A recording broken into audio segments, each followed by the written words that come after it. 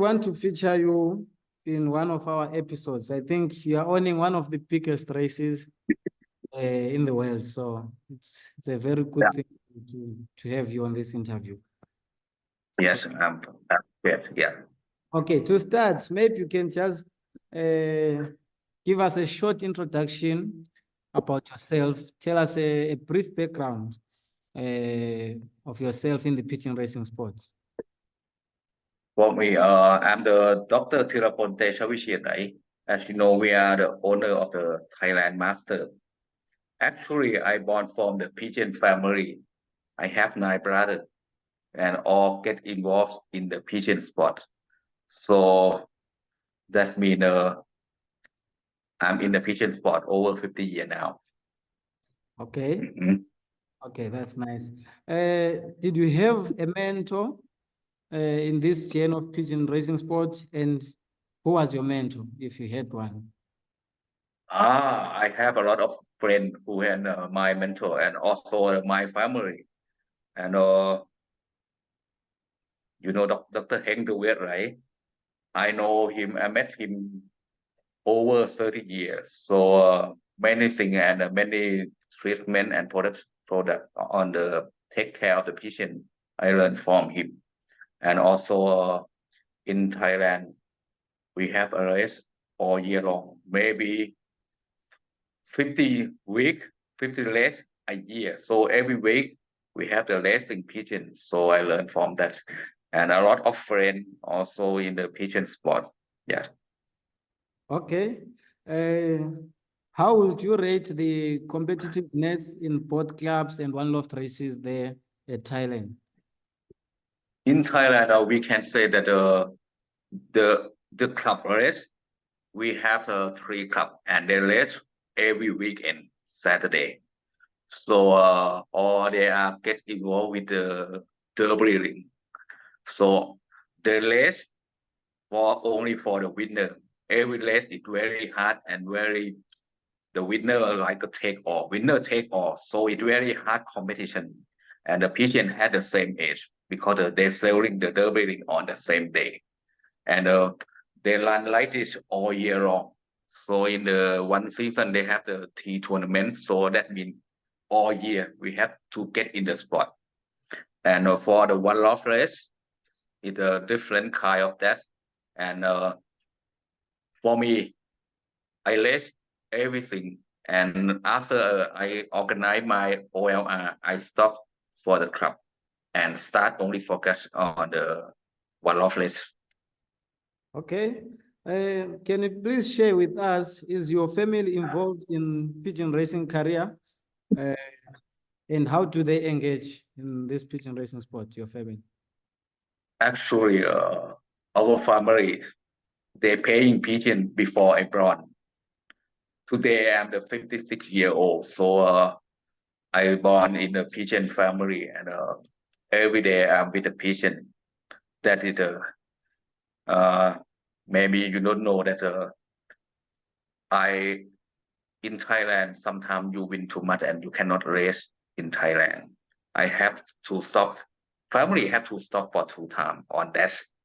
So that time I start racing in Belgium. I go to the Belgium to race for the Barcelona in the 2003. That means 20 years ago, I raced in Belgium. And after I come back in 2008, I start to organize my OLR. That means 17 years ago, I already start my OLR project. Okay. Okay, now, before we get into your one-loft race, can you please just explain to our viewers what is one-loft racing? For me, the one-loft racing is when you race in the club, right? They have many options about the wind direction and the distance difference. So in the one-loft race, it's only one trainer, right? And everything under the same condition. So that means the capability, the performance of the pigeon it belongs to the breeder, and after that, it belongs to us to control by only the single standard. So the pigeon get the equal. The winner will select like that way. Okay. Can you tell us what are the advantages of racing in one-loft races? What the advantage? Uh, what I can say. You see, I am the second world champion for the FCI countries. So in the 2019 and 2020, I engaged over 69 OL around the world, including in Europe, in South Africa, also Morocco, I think Morocco in the South Africa, and all the country in the Europe, like Portugal, Spain, Romania, Russia, Croatia, Bulgaria, Greece, and also many in the Asia like China also. So the advantage is that all the pigeons are the same condition, and in the future, like when you race in the club, you don't have much time to take care of the pigeon. But for the one-off race, even small fanciers can enjoy the race and send the bird to the race. And every race, they can check the result real time. That is a advantage from this, what I think. Yeah. Now, I want to get to know about your one-loft race. Can you please tell us what is the name of your one-loft race and when was it established? Okay. Actually, I can say that in the T section in my one-off race, I start my one-off race in Bangkok. I can say that in Bangkok in 2008. And at that time, I can hold only 2,000 birds because of Bangkok is a very the city. You cannot raise a lot of pigeons. That time we can host only 2,000 birds until I doing that on 2008 until the 2019. And after that, I start thinking to move to another place, and that can hold around 4,000 birds. And I cannot manage on 4,000 birds because many participants want to join us. So I decided to move to the city outside of Bangkok, around 1 hour drive, and that lot we call Thailand Master, and we can hold 6,000 birds, but I prefer to keep only 5,000 birds around that. So it's called Thailand Master Grand Prix. It's the signature with the FCI Grand Prix. Yes. Okay, no, very interesting. So is it an international one-loft race or is just a local one-loft race? We can say that international one-off race because in the last season it 5,000 birds. It comes from 43 countries, and in the local participants only the 10% of the bird allow roughly 500. So this season it's already intake. It's already 4,000 birds, and by the end of the month, I will get to full my full cap around 5,000 birds. That the number that I like because in the FCI standard, I can keep 6,000 birds in the loft, but I want the ventility is good enough to the birds, so I think 5,002 is good for the handle with my team. What do you think makes your one-loft race to be different from other one-loft races that we see around the world? Normally one-loft race is almost the same, but what the difference is we said I can do it like a pigeon entertainment. What I doing is like every day after the finish the intake season, you can follow Facebook slides for the daily exercise in the morning and the afternoon, and includes the road training and the racing schedule every time on the Facebook slide. So people from around the world can follow us every day what we're doing. And our race, we said that it's the hardest race because at least the difficult routes that we select because the pigeon never fly on the tailwind. They have to find the headwind, but the headwind is not too difficult than the side wind. But on the final, around 400 and 500 kilometers, the pigeon have to fly across side wind and crosswind in the same race. That make the pigeon must be very good one that can win the final. That's what I think. Okay. So how many races do you have in one season? In the one season, we have 5 races, and that 5 races we calculate for the egg pigeon, either from 210, 260, 320, 400, and 500. And before that, we have 2 pre-races to practice our fencing system. And after you go to the final round, the pigeon have to fly cover over 4,000 kilometers in the one season. For fanciers out there who would want to participate in one-loft race, what are the requirements? We don't require anything, just if they have the pigeon, they can send the bird, but the bird have to have the 45 days and inject the paramyxo to us. And we have shipment around the world, like in the last 2 weeks from here, we still have 8 shipments from around the world, and include South Africa or like yesterday. What are the entry fees? How much are the entry fees, and when are intakes opening and closing? It's entrance fee is 150 euro per one pigeon, right? And then intake period is start from March 1 until the June 30, and maybe till July, because South Africa pigeon is will arrive on July also. Okay. And that's what we do. Okay, specifically for South Africans, who is the agent for South Africa? Oh, Julie Irwin from Teerapol Lofts. Yes.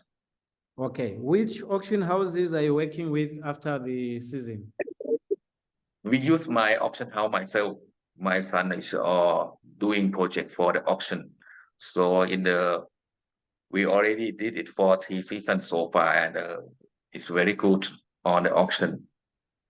Many members there, and a lot of Chinese also bidding on the pigeon. And the last season, 30% of the pigeon is auctioned by the Chinese. Okay, can you please take us through your loft? How many beds do you accommodate in your loft? We can accommodate 6,000 birds, but I prefer only the 5,200. Every year, that people said, why every year I have the same number? I said, yes, after 5,200, I stop. I want more space for the pigeon. I can keep 6,000 without any problem, but I think 5,002 is good enough for my one-loft race. Okay, since you have so many beds in your loft, which tactics do you use to keep so much beds in good and excellent condition throughout the season? Because as you know, the Belgica the West is the main sponsor of our one-loft race, and with very close friend with Dr. Heng the West. Any condition of the pigeon is belong to the product, like a food. We import the product from the Van and the Paloma in Belgium, include the mineral, everything. And Thailand is an agricultural country, so we have rice and corn that is number 1 for the export also. So the pigeon will have the very health, nutrition, and medical program for season. And with the pigeon have to exercise daily in the morning, 6 o'clock, around 6:20. The sun is up at 6, but we liberate the bird 6:20 in the morning, and in the afternoon section at 2 p.m. because in the final, the pigeon have to cross the hottest hour of the day during afternoon until 3 or 4 p.m. So we have to get you to the pigeon and the stamina that they can fly in the hot weather also. Okay, so in terms of your loft, how is your loft built, and why did you build it that way?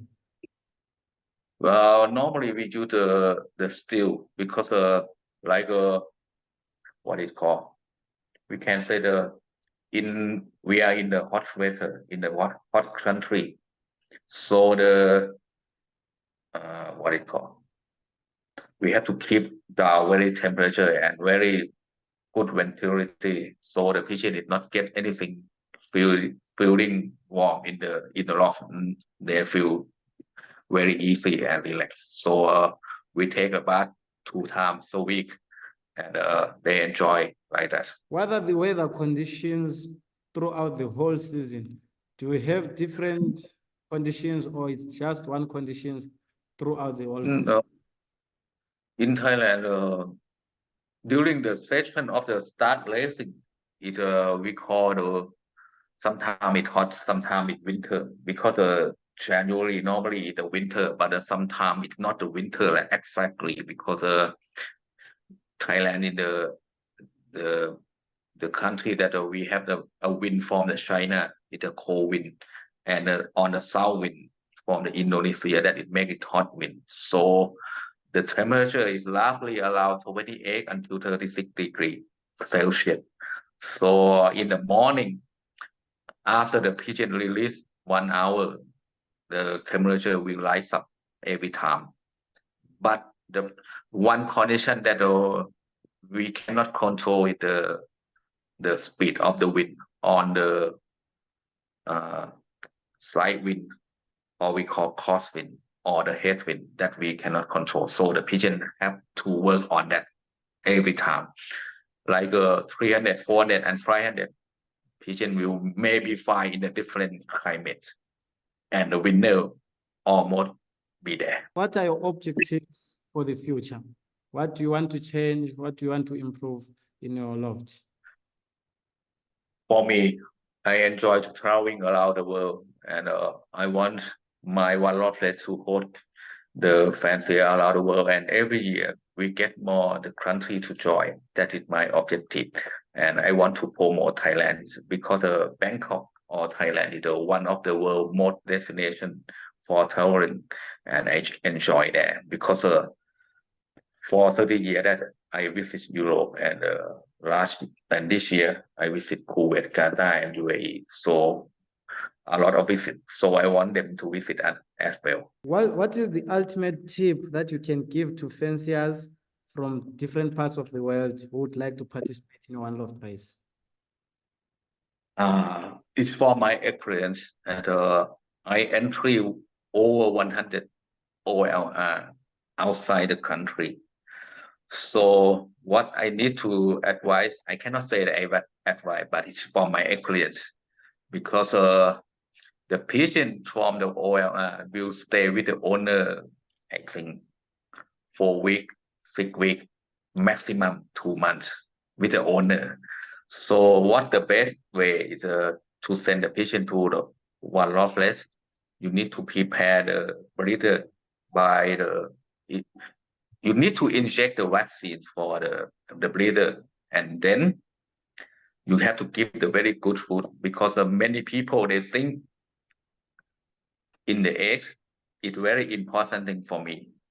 The young pigeon, they eat the food from the eggs, but many people think after they hatch, they give the food, but the pigeon need the food from the start, before the couple and until the egg, and after that the nutrition is very important for the young, and the most important thing is the vaccine, paramyxo, something like that. You need to inject, because after that you cannot take care of your pigeon anymore.